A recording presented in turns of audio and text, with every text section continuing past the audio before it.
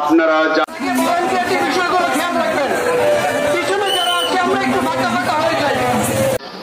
যাকে শ্রদ্ধা ভরে স্মরণ করে আখিরি নবী মুহাম্মদুর রাসূলুল্লাহ সাল্লাল্লাহু আলাইহি ওয়াসাল্লামের শানে গুস্তাখি করেছে রামগিরি।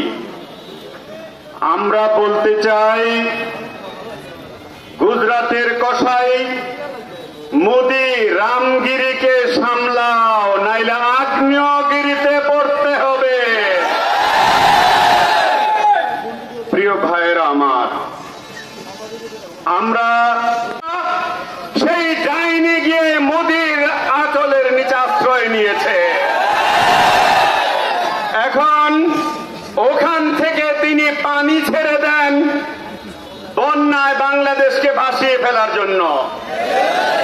ওখান থেকে তিনি আনসার নামে আন্দোলনের জন্য আনসার নামে প্রকাশ পান, এটা ব্যর্থ হয়ে যায়।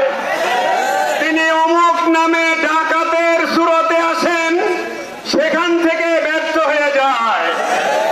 এখন তিনি মোদিকে বলে এই রামগিরিকে দিয়ে তিনি বাংলাদেশের মানুষের কলিজায় আঘাত করার ষড়যন্ত্র এঁটেছেন।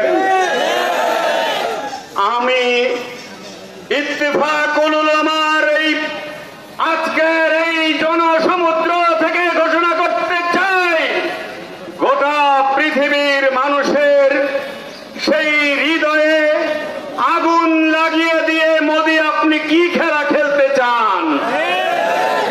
বাবরি মসজিদ ভেঙে সেখানে আপনারা মন্দির বানিয়েছেন, আমরা ধৈর্যের পরীক্ষা দিয়েছি। আপনারা তাসলিমা নাসরিনকে আশ্রয় দিয়েছেন, আমরা ধৈর্যের পরীক্ষা দিয়েছি। বাংলাদেশের মুসলমানদের ধৈর্যের পরীক্ষা নিতে চেষ্টা করবেন না। আগ্নেয়গিরির সামনে সকল বাধা ন্যস্ত নাবুদ হয়ে যাবে ইনশাআল্লাহ।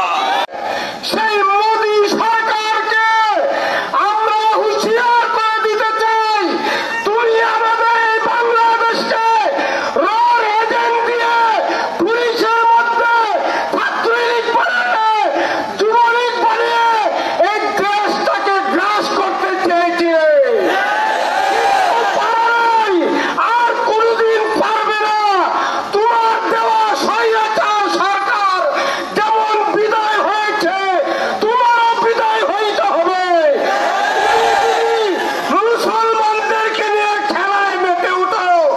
আমরা বাংলাদেশ থেকে ভারত পর্যন্ত লং মার্চ করে সকল পরিবার পার হয়ে যাওয়ার জন্য আমরা প্রস্তুত আছি। আমরা শুনেছি এখন সারা পৃথিবী মানুষের মুঠোর ভিতরে। কোন এখানে আসার আগেও মোটামুটি আমাদের খবর আছে, এরপর মোটামুটি ভাবে সম্যক ধারণা আমাদের হয়েছে এই পর্যন্ত আলোচনার দ্বারা। দেওয়া